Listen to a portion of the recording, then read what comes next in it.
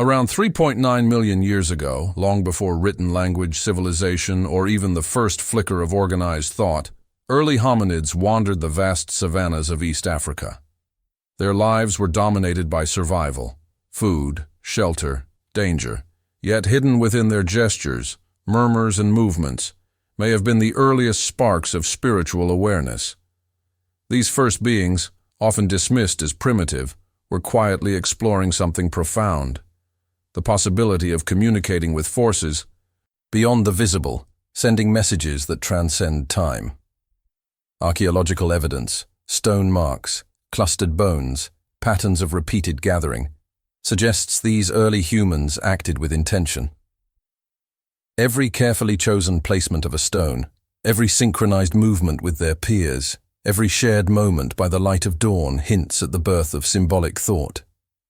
Perhaps in the beating of stones together, or the rhythm of their footsteps, they were not merely coordinating survival. They were experimenting with connection, trying to speak a language that went beyond words. Could these first acts of ritual, rhythm, and pattern be the first prayers humanity ever sent into the universe? Imagine a small group sitting beneath an acacia tree as the sun dipped below the horizon. One hominid taps two stones together, another follows. Slowly, the sound becomes a heartbeat outside the body, a shared vibration that unites them. They do not know why they are doing it, yet they feel something. A presence, an awareness, a recognition of life beyond the tangible. Perhaps this was the first attempt to reach the unseen, to send messages across time, to warn future generations of the mysteries that bind all life. The mystery of these first messages is not found in words, but in intention and feeling. A deep intuition may have driven them. The universe is alive, and life is interconnected.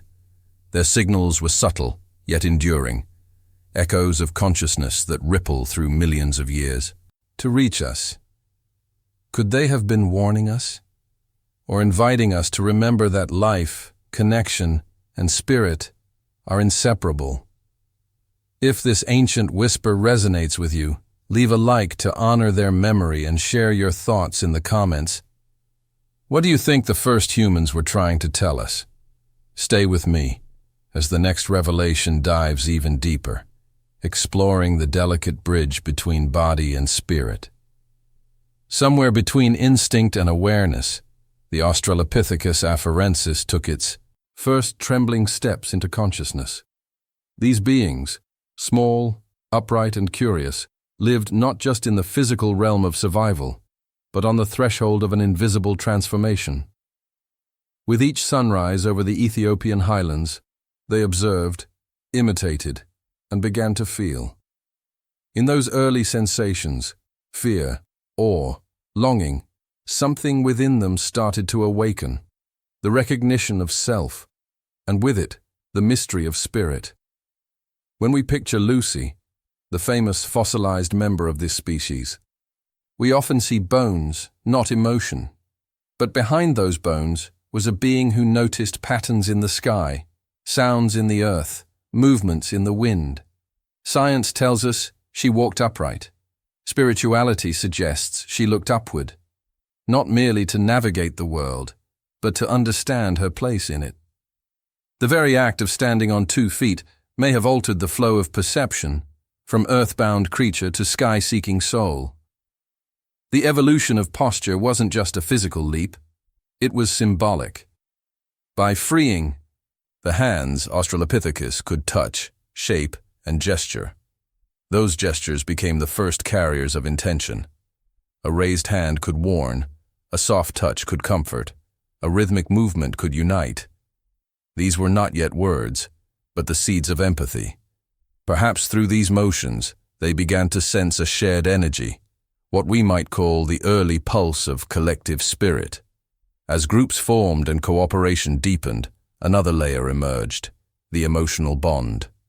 Mourning the dead, protecting the young, sharing food, these actions hinted at the dawn of moral consciousness.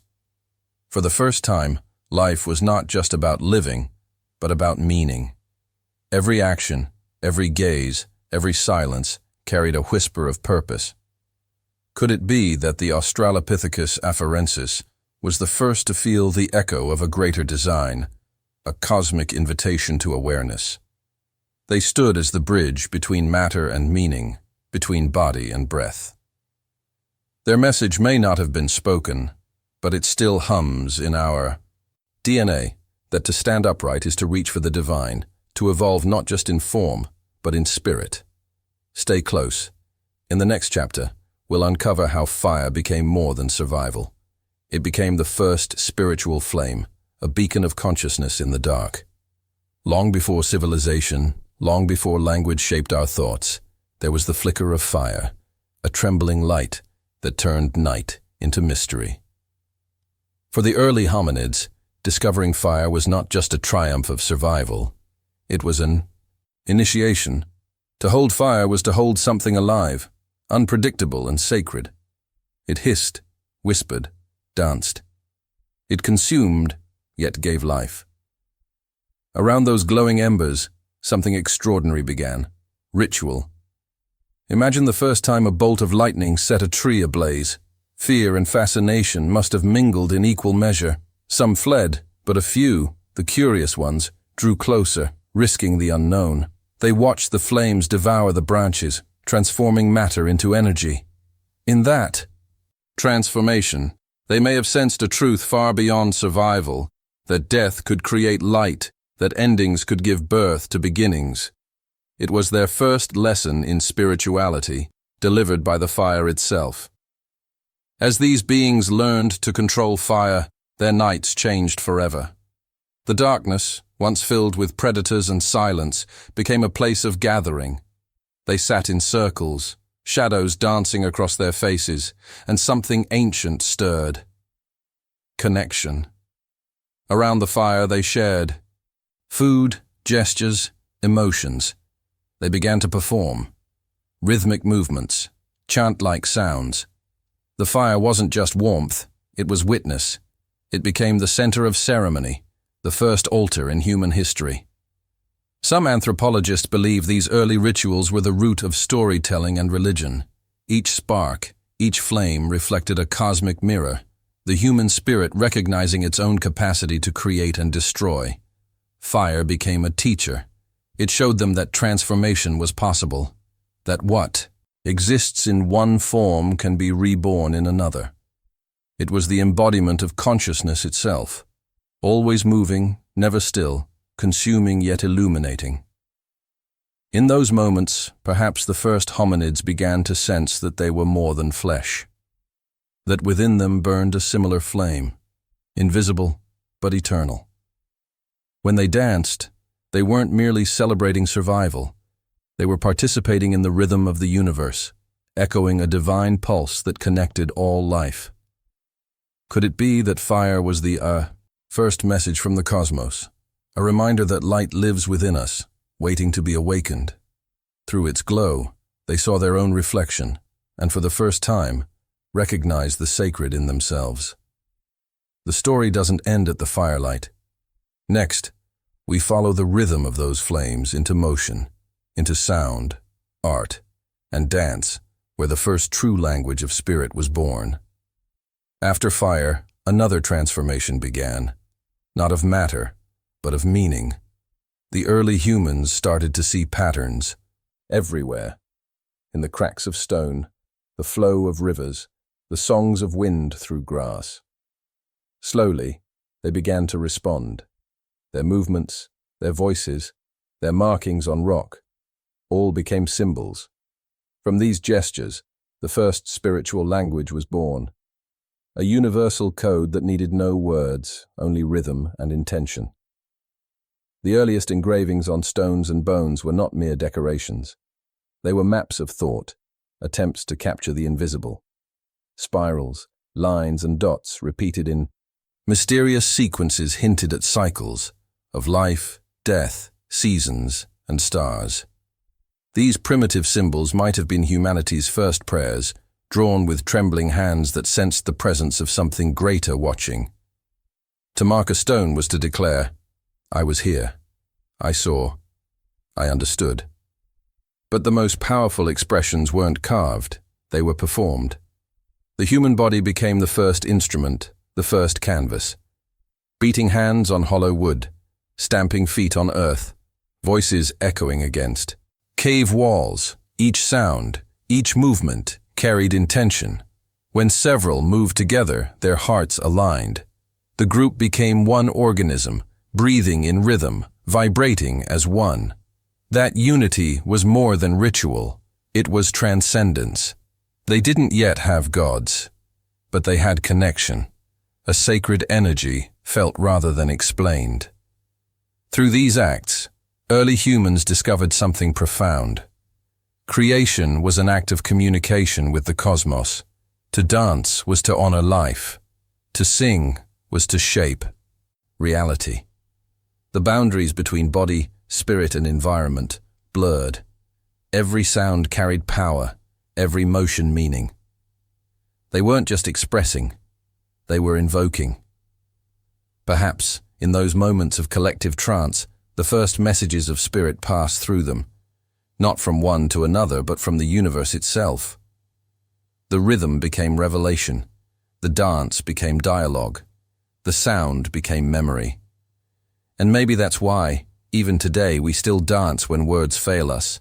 We hum when we're moved. We draw symbols when we seek meaning. Those ancient instincts whisper through our DNA. The language of spirit never died. It simply evolved. Now we step deeper into the silence, where bones, stones, and fossils hide the next chapter of the human soul. Stay with me as we uncover what the remains of our ancestors were truly trying to tell us. Beneath the soil of ancient Africa, scattered among layers of forgotten time, lie the bones of beings who once looked at the sky and wondered. To the modern scientist, these fossils are data, calcium and sediment, carbon and measure. But to those who listen beyond science, these remains are messages. Silent, but not mute. The posture of a body, the placement of a skull, the careful arrangement of stones, all whisper of something sacred, the birth of belief. Archaeologists have found evidence suggesting that even early hominids showed an awareness of death. Some bodies were covered with red ochre, a pigment resembling blood, as if symbolically giving life back to the earth. Others were buried with objects, stones or food offerings. These gestures cannot be explained by instinct alone. They imply intention, and behind intention, emotion. To care for the dead is to acknowledge the invisible. To bury with ceremony is to believe in continuity beyond the flesh. Fear, too, played its part. The unknown darkness of death must have haunted early minds. Yet instead of fleeing from it, they sought to understand it. That search, that trembling curiosity, became the seed of spirituality. Each burial, each ritual act of remembrance, was an answer to an ancient question. Does something of us remain? The silence of bones became a dialogue between the living and the unseen. Even the way fossils are discovered today feels guided by destiny. They appear at moments when humanity most needs to remember its roots, as if the earth itself is unearthing her own messages. Every fossil carries not just the story of evolution, but of emotion. A skull tilted upward suggests wonder. A hand resting across a chest suggests love. A circle of remains hints at community, perhaps the first congregation in history. What if these ancient beings weren't just evolving biologically but spiritually? What if, buried within their gestures toward the dead, there was a coded message to their distant descendants, to us? Maybe they wanted to remind us that fear of death is also proof of life's depth. That belief was never about knowing, but about feeling the unseen currents that connect us all. The bones do not speak, yet they echo louder than words. Consciousness began not in temples, but in graves, in the recognition that even silence has a soul. From the stillness of the earth, our ancestors looked up once more. In the next revelation, we follow their gaze to the stars, where they first sensed the cosmic rhythm guiding all life. When night fell over the ancient plains and the fires dimmed to embers, our ancestors lifted their gaze toward the infinite. There, scattered across the velvet darkness, were points of light that pulsed like distant memories. For the early humans, the sky was not a void. It was alive, breathing with mystery.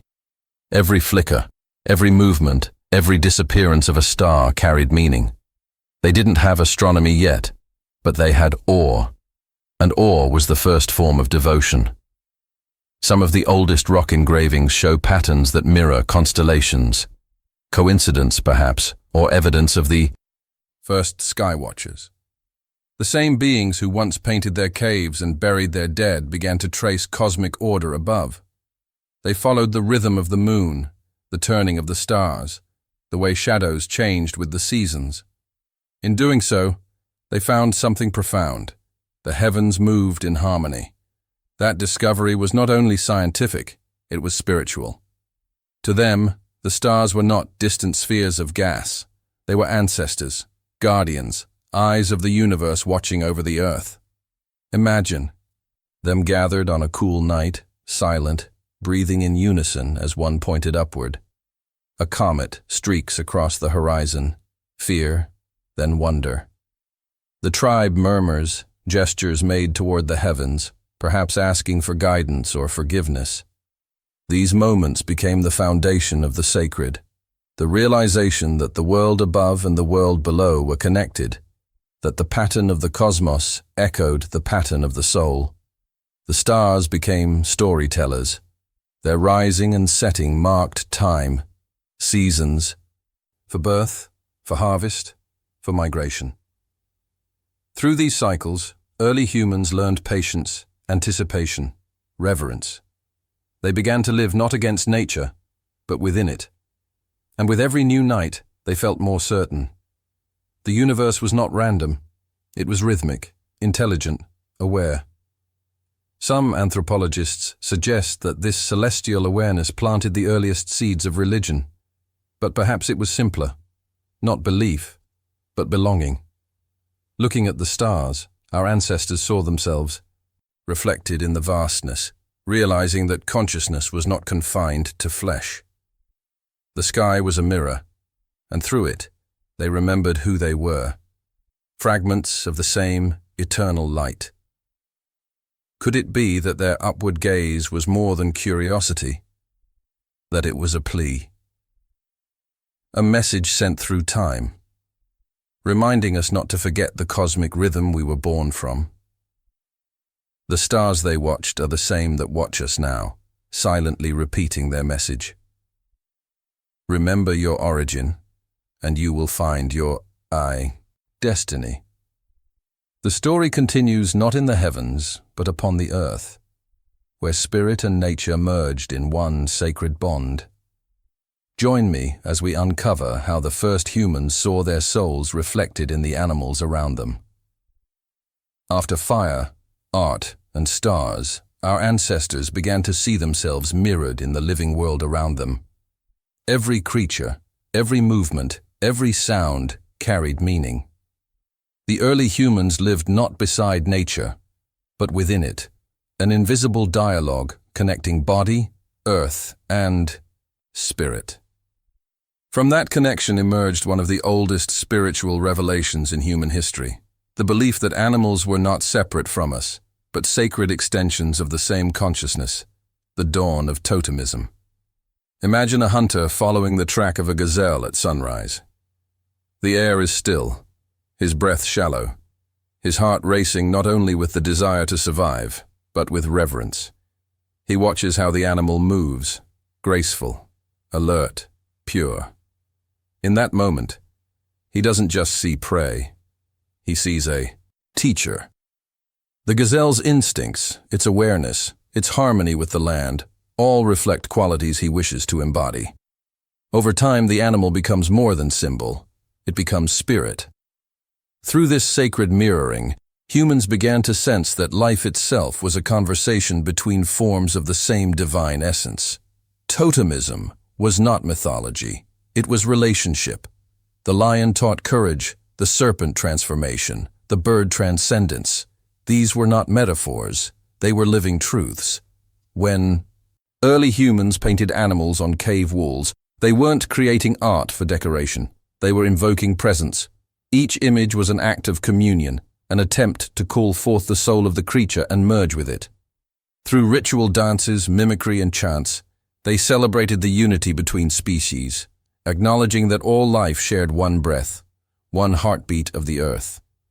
This worldview shaped everything. To kill without gratitude was taboo. To waste was sin.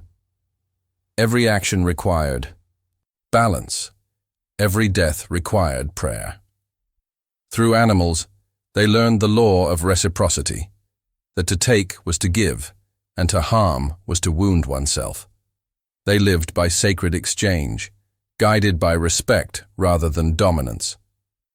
Modern society may see this as superstition, but perhaps it was a deeper understanding of reality, one we have forgotten. The early humans recognized that consciousness wasn't confined to the human skull. It flowed through rivers, forests, and the eyes of every creature that walked the earth. To look into an animal's gaze was to glimpse another version of the divine. Maybe the message they left for us is simple yet profound, that we are not masters of creation, but participants in its eternal rhythm. When we destroy nature, we silence a part of our own spirit. But when we listen, truly listen, the animals still speak. And their language, like our ancestors, is love. From the eyes of the beasts, our ancestors turned once more to the earth itself, to the stones that sang and the mountains that echoed with hidden messages. In the next revelation, we'll uncover how the land itself became their spiritual voice. Long before written words, the earth itself spoke, through vibration, echo, and resonance. Our ancestors listened. They placed their hands on the cool surfaces of caves, on boulders cracked by time, and felt a subtle hum beneath their skin. To them, stone was not inert matter. It was alive, ancient, and wise. In the echoes of their footsteps and the rhythm of their tools striking rock, they began to sense a hidden language, the voice of the planet itself. Across continents, ancient peoples carved and arranged stones in patterns that defy mere practicality. Circles, alignments, pillars. Each structure seemed to respond to the movement of the sun, the moon, or the stars. These were not random acts of architecture. They were acts of listening. Through stone, early humans sought harmony with the earth's pulse. When a drumbeat echoed through a cave, or when a voice sang into stone walls, the sound returned transformed, deeper, richer, sacred. In those resonances, they heard what we might call the divine frequency. Perhaps they believed the earth was conscious, that every mountain, every valley, every river carried memory. To touch stone was to touch time. In that tactile communion, they felt connected to all who came before them and all who would follow. The carvings and markings we find today, spirals, serpents, hands, are not simply art. They are transcriptions of communication with the unseen world, energy translated into form. Stone became the first sacred text. Some modern researchers believe ancient people used vibration intentionally, creating sound within megalithic structures to induce altered states of awareness. If so, these sites were not just monuments, they were instruments. The earth was the symphony, and humanity its first conscious listener. When wind moved through cracks or water, dripped rhythmically in caves, it was as if the planet was breathing, whispering messages to those who could still hear. Over millennia, as technology advanced, that ancient listening faded. We built walls that silenced the earth's music. Yet the stones remain, still humming with the memory of our earliest communion. If we pressed our ears against them today, perhaps we would hear what our ancestors heard. Not words, but feeling, the sound of belonging, the vibration of being. maybe the message they left us through stone is timeless, that we are never disconnected from the earth. Every heartbeat is an echo of her core, every breath a continuation of her whisper. The voice of the earth has never gone silent. Humanity has merely forgotten how to listen. As the stones sang and the earth whispered, a new kind of connection emerged, one that transcended distance itself. In the next revelation, we'll explore the mysterious idea that the first conscious beings may have shared thoughts, without words, through the language of the mind. Before the invention of words, before the first sounds carried meaning, there may have been a different kind of connection, one that needed no speech at all. Some researchers of consciousness propose that early humans, and perhaps even their hominid ancestors, shared emotions and intentions directly through a silent, energetic field that bound them together. Was this merely instinct, or something greater, an ancient form of telepathy born from unity rather than separation? Picture a small group of early beings moving through the savannah. One senses danger, a predator hidden in the grass, and the others turn, almost simultaneously, without a word. No sound, no gesture, just awareness. This kind of synchronized behavior, still seen in flocks of birds and schools of fish, may have once been humanity's native state. Consciousness wasn't confined to the individual mind. It was shared, like ripples in water spreading from one drop to another. Through this invisible web, they felt what others felt: fear, hunger, joy, peace. In the beginning, communication was not about transferring information, but about feeling together. They did not talk about unity. They were unity. The barrier between I and you had not yet solidified. Modern humans call it empathy, intuition, or collective awareness, echoes of something we once lived by instinct. Some spiritual traditions suggest this was the original human condition, a state of oneness later lost when ego and language divided perception. If we imagine that consciousness itself is a frequency, then perhaps these early beings were tuned to the same channel. When one discovered a new source of food, others somehow knew. When one suffered, others felt the disturbance. Their connection was not through sound, but through vibration. The same resonance that once bound humans to the earth and the stars. This might explain why so many ancient myths describe humanity's fall as a loss of connection, not a gain of knowledge. Telepathic communication in this sense wasn't supernatural, it was natural. It was the purest form of empathy, born from a world where separation didn't yet exist. Over time, as language developed, words replaced vibration. Communication became external, and the silence between minds deepened. Yet traces of that forgotten ability still linger. We sense when someone stares at us. We feel others' emotions before they speak. We just know things, without explanation. These are fragments of that original network, the invisible lines of the first human consciousness. Maybe our ancestors weren't warning us of danger, but of disconnection.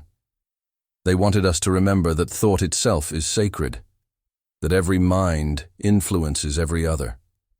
In that awareness lies our forgotten truth. We were never meant to live in isolation, but as one vast field of living thought. And now, as we approach the final revelation, we return to the beginning, to the question that echoes through time.